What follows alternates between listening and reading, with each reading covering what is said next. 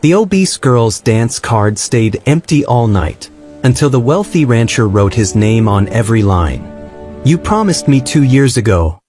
Nora stood in the dressing room doorway, hands twisting in her apron.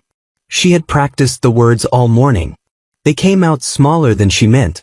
Mrs. Whitmore didn't look up. "Promised what, dear?" "You said one day you'd let me dance. At the harvest ball. If I worked hard enough." The room stilled. 3 girls in half-laced corsets turned. Emma Harrison's mouth curved. Margaret bit back a laugh. Mrs. Whitmore set down her pen and finally looked at Nora, the way someone looks at furniture that made a sound. "That's for people like them," she said, flicking toward the girls. "Not people like you." "But you said, know your place. You're made for mending, not dancing." Nora swallowed the rest. Returned to the floor with pins between her teeth, knees aching against cold wood. "Tighter, Nora," Emma said, extending her arm. "I need to look impressive enough for that proud rancher to notice me." The girls giggled. "Did you see him at the auction?" Margaret whispered, arms crossed like he owned the world. "He looked at me in church," Catherine added. "He never dances," Emma said. "Maybe tonight he will." They laughed while Nora pinned silk she would never wear, eyes lowered. She told herself it did not hurt to be invisible. They swept out in perfume and laughter. Silence followed. Nora closed her eyes. Last year, Thomas Reed had smiled at her, then pulled away. "Your waist is too big to hold. Perhaps you should sit and watch." Loud enough for others. He danced 3 songs with her younger sister. A month later, he proposed. Nora never returned to a dance. A knock pulled her back. "Nora." Mrs. Whitmore stood in the doorway. "Miss Catherine is ill. We need someone to fill her spot." Nora's heart stopped. "Tonight? We can't have uneven numbers." "You've asked for years," Mrs. Whitmore said. "Be presentable. Don't embarrass us. Do you understand?" "Yes, ma'am." She ran home. "Sarah, I need a dress. Anything." Her sister-in-law barely looked up. "Nothing I own would fit you. No malice. Just fact." Nora found scissors. Scraps of blue cotton from an old curtain. Lace from a tablecloth. Thread from a worn petticoat. She worked past midnight. Fingers bled. She wrapped them and kept sewing. Something inside her, still alive after a year, refused to stay hidden. By 3 in the morning, she had a dress. Patchwork. Blue, hers. The ballroom blazed with candlelight. Silk and satin spun like bright flowers. Nora stood near the far wall, dance card trembling. Blank lines. Margaret glided in the ivory satin Nora had sewn that afternoon. Emma laughed with a young man. Neither noticed her. Near the punch table, boys leaned together. Did Catherine turn into a cow overnight? "Is that a curtain she's wearing?" someone muttered. Another scoffed. "I wouldn't hold that waist for $100. The card shook harder. Nora fixed her eyes on the window, breathed through her nose. Then the room shifted. Across the ballroom, Ethan Calloway went still. Tall, broad-shouldered, serious more than handsome. He had been standing with his brother James, counting minutes until he could leave. The laughter reached him. His jaw tightened. James leaned in. "Don't." Ethan said nothing. "She's a domestic. Every family will talk." But he watched Nora, the shaking card, the handmade dress, the way she stared at the window like she might step through it. He set down his glass. Let them talk. He crossed the ballroom. The crowd parted. He passed Emma, who straightened. Past Margaret, who lifted her chin. He stopped in front of the girl with the empty card. Nora looked up. Up close, he looked less like a legend, more like a man. Dust still faint on his boot. A crease between his brows. He held out his hand for her card. Numb, she gave it. He signed the first line. Then the second. Then every line. Emma froze. Margaret's smile thinned. A woman cleared her throat. "Mr. Calloway, Miss Wilson is a domestic. She doesn't belong among our..." He didn't look away. May I have this dance? She stared at his hand. Steady. Calloused like hers. Is this a joke? Why? She whispered.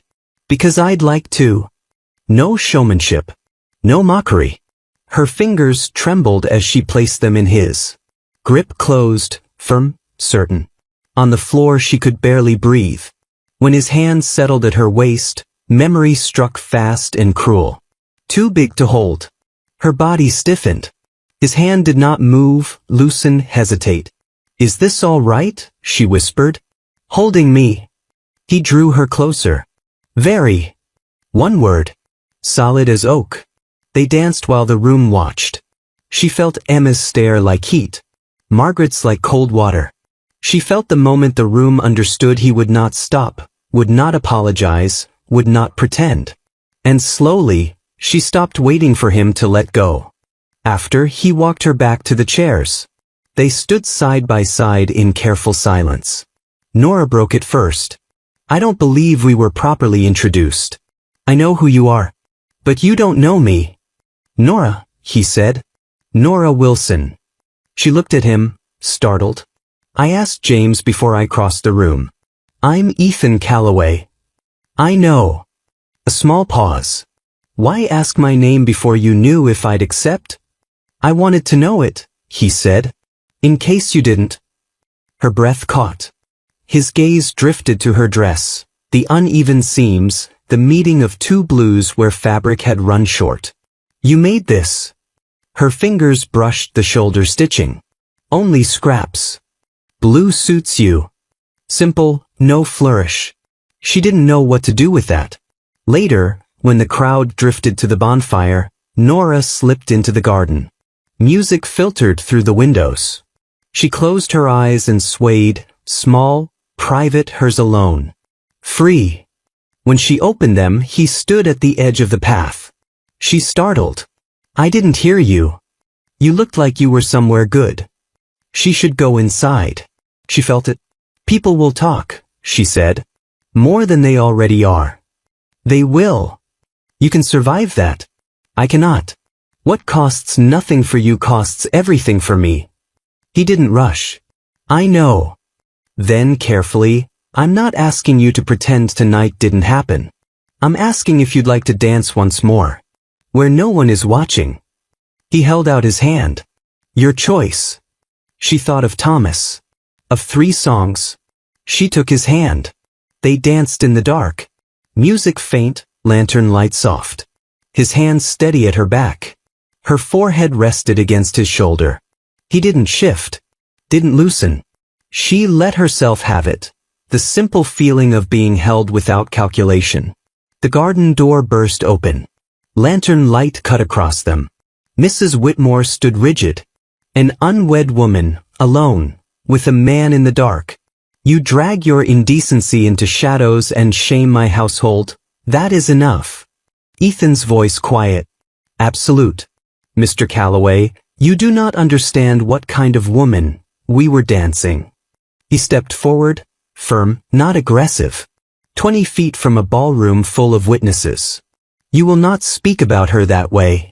I will speak as facts demand. The fact is she danced with me at my request. If there is impropriety, direct it at me. Silence. Mrs. Whitmore looked between them, found no apology in his face, and turned back to the house. Nora stood motionless. She had expected him to step away when the air turned cold. He hadn't. She didn't know what to do with that. By morning she was dismissed. A folded note on the mending table bore her name, neat across the page. By evening, her brother met her at the door, hat in hand. The town is talking, he said, avoiding her eyes. Being seen alone with a man like that, it reflects on us. On my wife. I can't have that under my roof. I danced, she said. He asked me. I danced. You put yourself in a position. I stood against a wall all evening with an empty card. He crossed a room full of women and asked me. His jaw tightened. He looked away. I can't, he said quietly. I'm sorry. The door shut. Nora stood in the road, one trunk at her feet, blue dress clutched to her chest. The the night over. She did not cry. He hadn't let go when it became difficult. It would not shelter her. It would not undo what was done. But she held that small, steady moment anyway. Blue. Hers. The boarding house on Mill Street smelled like lye soap and old wood. Ruth Hadley stood behind the counter, ledger in hand, eyes sharp. Nora Wilson. The girl from the Whitmore ball. Nora set her coins on the counter. I can pay. Ruth counted slowly. Room 6. End of the hall. Keep quiet and we'll manage. The room could be crossed in 4 steps. Iron bed. 1 stubborn window. Nora hung the blue dress on the hook. The only beautiful thing left. The first 3 days, nobody spoke. The women watched her with sideways glances, pulling skirts closer, like shame was catching. On the 4th morning, Dolly sat on the stairs, picking her nails. So you're the one who danced with Calloway. Nora kept her eyes down. Excuse me. Dolly tilted her head. Where is he now? Did he get what he wanted? It wasn't like that. Oh, it's always like that. Dolly leaned back. Men don't marry bodies like yours, sweetheart. They rent them. The hallway went quiet. Nobody corrected her. Nora walked past, into her room, shut the door, pressed her back against it. The blue dress hung on the hook. Why did I go? Why did I take his hand? Why did I let myself believe he could see anything worth seeing? She lay on the iron bed, face in the pillow, cried until her ribs ached. Days blurred. Mending work, the only skill anyone would pay for. The women talked around her, never to her. The dance began to feel imagined. A fever dream. Or a trick. A rich man's amusement on a slow evening. Cruelty dressed in a firm hand, quiet voice, the word, very. On the 6th day, boots on the porch. Heavy. Then Ruth Hadley's sharp voice. Mr. Calloway, this is a women's boarding house. You can't just. I'm not coming inside. Nora's needle stopped mid-stitch. That voice. Low, steady. She crept to the top of the stairs. He stood on the porch, hat in hand. Ruth planted in the doorway. I need to speak with Miss Wilson. Miss Wilson is a resident. She doesn't receive gentlemen callers. It's not a social call. Ruth crossed her arms. Then what is it? She's alone. Lost her position. Family turned her out. I have a ranch house with spare rooms and work. Honest employment. Room, board, wages. Ruth's eyes narrowed. And the whole town will say you're keeping her. The whole town can say what it likes. Easy for you to say. You're not the one they'll drag through the mud. Nora came down the stairs. Ethan looked up. Their eyes met. Breathless. Miss Wilson, he said carefully. I have work at my ranch. Cooking, keeping house. Paid position. Your own room with a lock. Dolly appeared. Oh, I'm sure there's a lock. Question is who has the key. Ethan didn't look at her. You don't owe me an answer now, he said quietly. Offer stands. Nora looked at his face, open, patient, wanted to say yes more than anything. But Dolly's words rang. Men don't marry bodies like yours. They rent them. Every woman would say she'd proven them right. I can't, she whispered. Something crossed his face. Not anger. He nodded. Walked down, mounted his horse, rode away. Nora stood shaking. Dolly patted her shoulder. Smart girl. It didn't feel smart. The worst thing she'd ever done. After that he didn't come back. But he didn't disappear. A bag of flour appeared. No name, no note. Ruth frowned. Firewood stacked against the wall. Nobody claimed it. On Saturday, Nora went to pay her 2nd week's rent. Ruth's face shifted. Somebody already settled your account. Who? Didn't say. Just left coin. Nora's hands went cold. He wasn't pushing, making demands. Simply there, beyond her shame, ensuring she was fed, warm, her rent paid. Every quiet kindness deepened the accusation. Every bag of flour, every paid bill confirmed what Dolly believed. Sunday at church. Last pew. eyes on her lap. Thomas Reed sat with her sister, his arm along the pew. Glanced back once, saw Nora. Passed over her like an empty chair. After service, Mr. Blackwell caught her arm. Stern. Miss Wilson. Town council wants to speak Tuesday morning. About your situation, debts, impropriety. Concern to this community. What's to be done with you? Like a stray animal. A problem to be solved. She walked back, fists clenched, throat burning. That night, on the iron bed, she held the blue dress in her lap. Remembered sewing it, heard the garden music, felt the hand he held out. Pressed the dress to her chest like the night her brother locked the door. Tuesday morning. 9 o'clock. Nora had expected the mayor. Perhaps the reverend.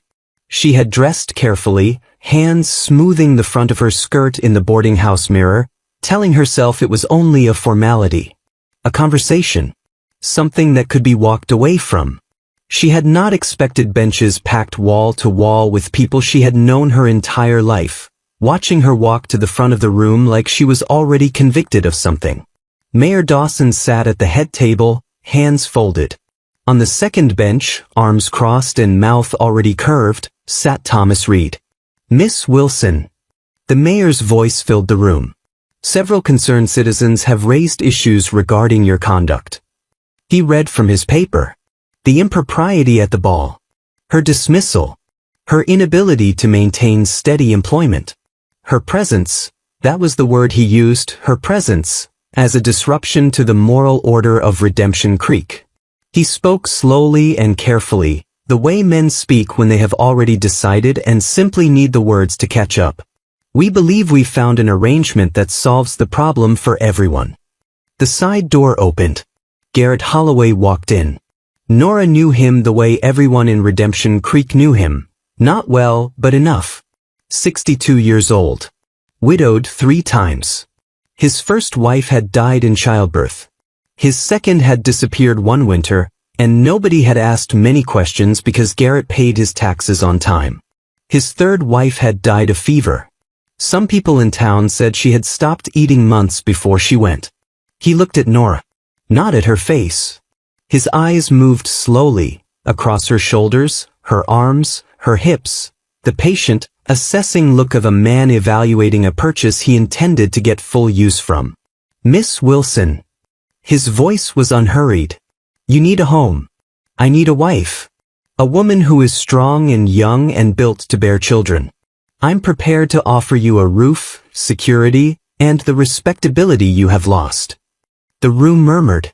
Approving. Relieved, almost, the way a room sounds when a problem is being neatly resolved. Mr. Holloway is offering this out of Christian charity, the mayor added. You won't find a better offer, Garrett said. Not in your condition. From the second bench, Thomas Reed leaned forward. Take it, Nora. It's more than you deserve. That one landed differently than the rest. Not because it was crueler, it wasn't not by much, but because it came from the mouth of a man who had once taken her hand and led her to a dance floor and then decided, in front of everyone, that she wasn't worth the trouble of holding.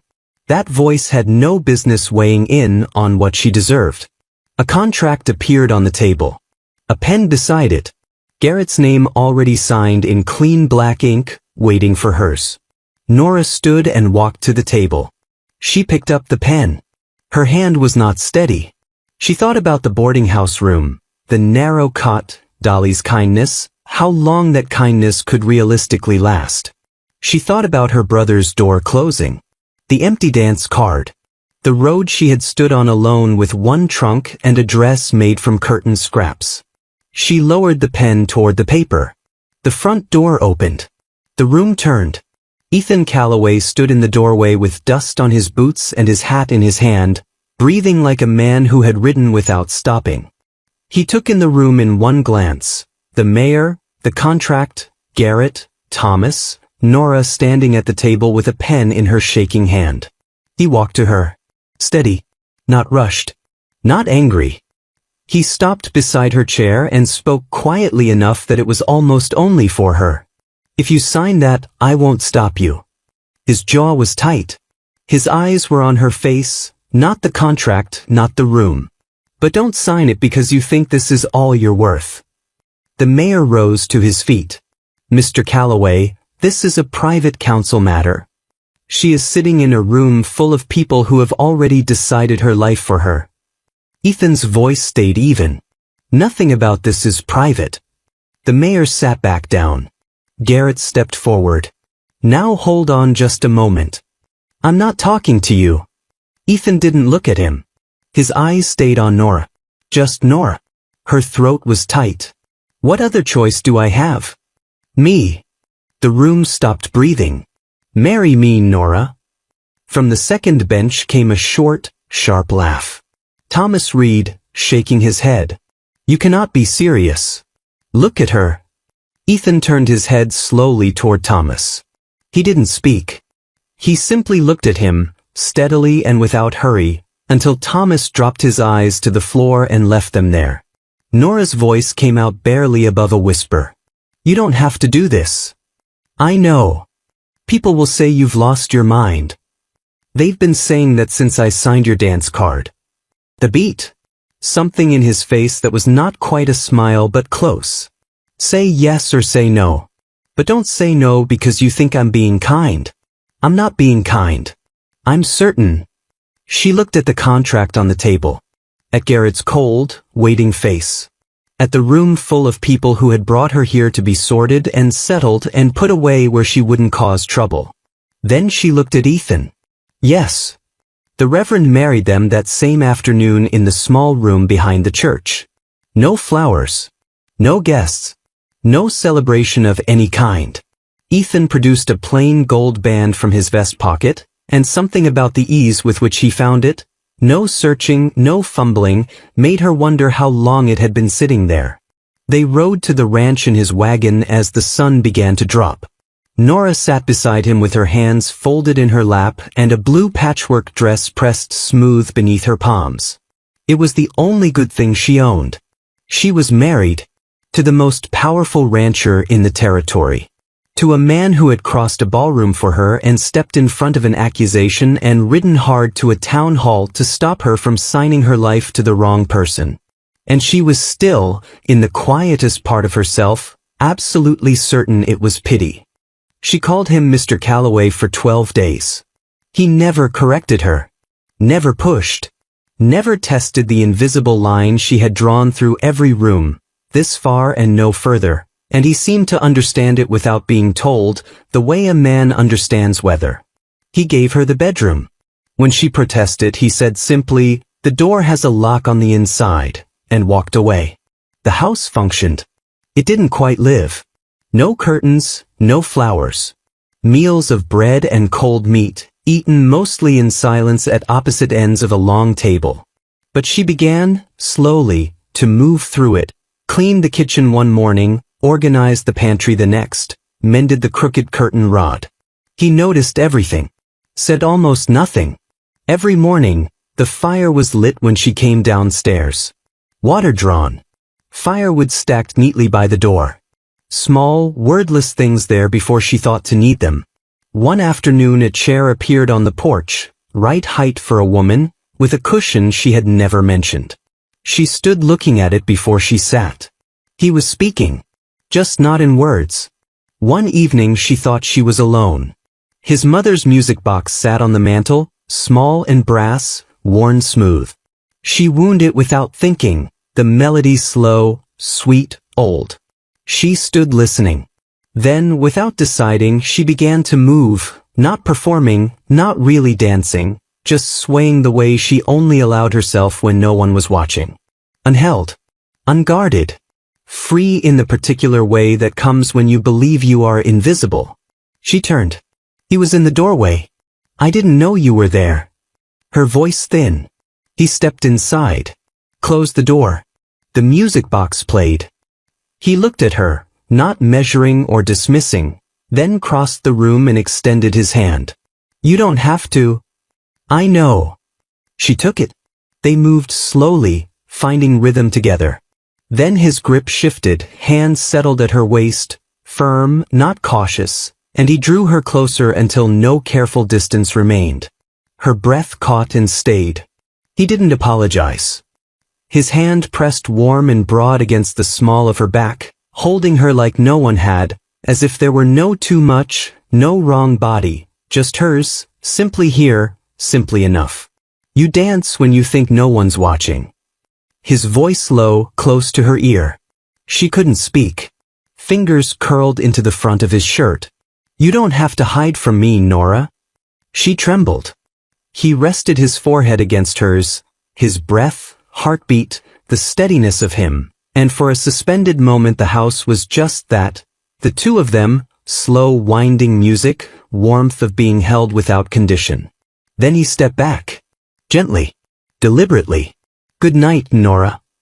He left her in the middle of the room, breathless, shaking, more awake than she had felt in years. 3 days later she rode into town for supplies.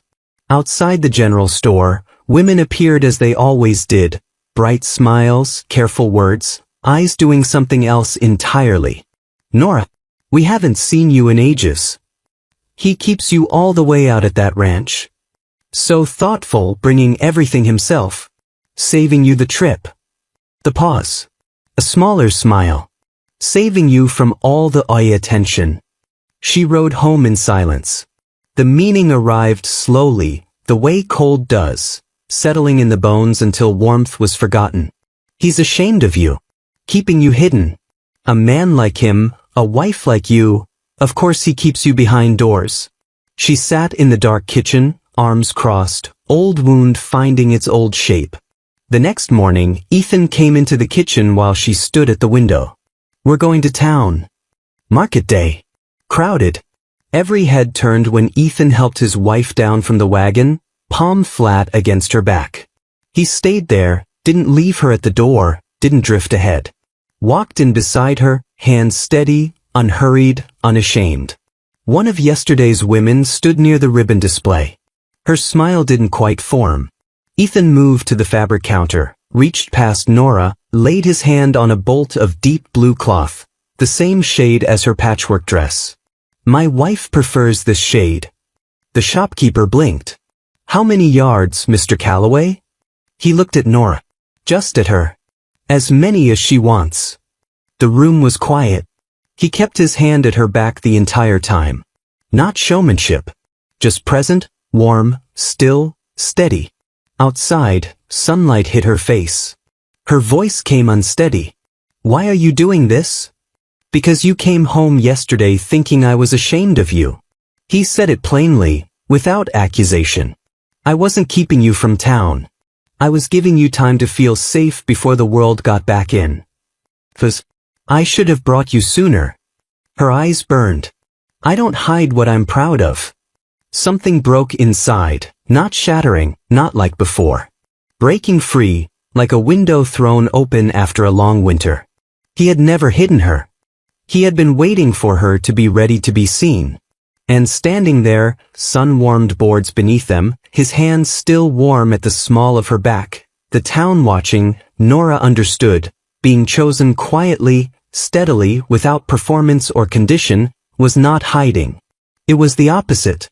She stopped calling him Mr. Calloway that night. Not because he asked. Because she wanted to, and that difference, small as it seemed, was everything. Over the days, she began to see the house differently. The fire burning when she came downstairs, not duty. Devotion. The porch chair with its cushion, not furniture. Pension. The loose fence board she had noticed, fixed one morning before she spoke. He had seen it before she said a word. None of it was pity. None obligation. It was choosing. Quiet, steady, deliberate, every day without asking to be noticed. One evening after supper, she didn't retreat to the bedroom. She stood in the kitchen doorway and watched him dry the last plate, and something in her chest began to release. Ethan. Turned. You didn't marry me to save me. Not a question. She needed to hear it. No. Then why? He looked at her like he had in the garden that first night, as if she were someone worth his full attention. Because I sat in that town hall and watched Garrett Holloway look at you like property. I heard Thomas Reed tell you it was more than you deserved. A pause, the kind that meant the next words had been waiting. And I knew that if you signed that paper, I would spend the rest of my life outside your fence wishing I had spoken. She didn't move. I didn't marry you to save you, Nora. I married you because I couldn't stand the thought of you belonging to anyone but me. Not a speech. Not performance. Just truth, scraped raw. She crossed the kitchen, took his face, kissed him, and his arms closed around her, completely. One hand behind her head, the other at her waist. Holding her the way she had quietly, privately held herself, believing no one would ever see it. When she could speak, her voice was steady. I love you. Not because you rescued me. Because you saw me before anyone else did. Before I could see myself. He pressed his lips to her forehead. Then stop hiding from me. I'm trying. I know. His arms tightened slightly. I'm not going anywhere. Months passed. The ranch transformed gradually, curtains on every window, herbs in the garden, bread rising on the counter, laughter filling rooms that had known only silence. Nora stopped sewing from scraps. She made a new dress from the blue fabric Ethan had bought her, the bolt he had touched and named as hers in front of everyone.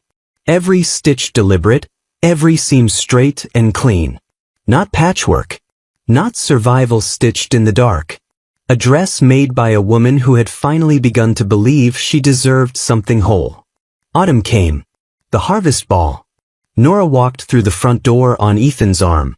The blue dress caught the lantern light, and the room turned, not in laughter, not in shock, but with something quieter, uncomfortable. Reckoning. Mrs. Whitmore went pale. Women from the store studied their shoes. Thomas Reed, at the punch table, looked for the first time like he understood what he had thrown away. He found her halfway through the evening.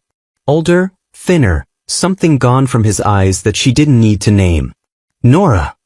He cleared his throat. You look. The sentence didn't finish. May I have a dance? She looked at him. The man who had held her waist for 3 seconds and let go. Who had said, too big to hold, loud enough for a room to hear. Who had married her sister and smirked while the town tried to sell her to a widower. No. Not angry. Not wounded. Just certain, the way a woman sounds when she finally stops needing anything from someone. Thomas nodded and walked away. Nora turned to Ethan. His hand extended, patient, unhurried. She took it. They stepped to the center of the floor. The same floor where her card had stayed empty. Where boys had laughed at her curtain dress. Where she had prayed, in the smallest part of herself, for someone to see past what everyone else decided she was. This time she didn't ask if he was comfortable. She stepped into him as she had always belonged. His arms circled her waist, firm, unhesitating, proud, and they danced. Every woman who had whispered he was hiding her watched Ethan hold his wife like she was the only person in the room. Because to him, she was. That night, under stars, she leaned against his shoulder, silence sitting between them without needing to be filled. Do you remember what I asked? That first dance. If I was comfortable holding you, what would you say now? He pulled her closer, arms steady, wagon rolling through the dark. That I have never held anything I was less willing to let go of. She smiled into his warmth. The girl who had stood against a far wall with a shaking card was gone. In her place, a woman who knew the truth. She was never too much to hold. She was exactly what he had been reaching for.